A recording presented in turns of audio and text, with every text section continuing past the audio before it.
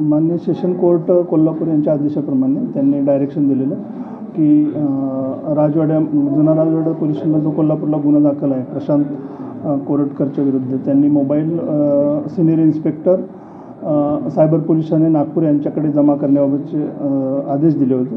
त्याप्रमाणे त्यांची पत्नी पल्लवी प्रशांत कोरटकर ही आज येऊन तिने मोबाईल हँडसेट मोबाईल तिने पोलिसांच्या ताब्यात दिला. तो SOP प्रमाणे आपण जप्त केलेला आहे आणि तो माननीय न्यायालयात उद्या 2 दिवसात सादर करणार आहोत. महाराष्ट्र शासनाची जी SOP आहे, महाराष्ट्र शासनाची SOP आहे त्याप्रमाणे आपण तो मोबाईल जप्त केलेला आहे. फक्त न्यायालयाने आदेश फक्त तो जमा करून घेण्याबाबतचे होते, त्यामुळे आपण तो त्यामध्ये आत मोबाईलमध्ये काय आहे किंवा डाटा काय आहे याबाबतचं निरीक्षण नाही केलेलं.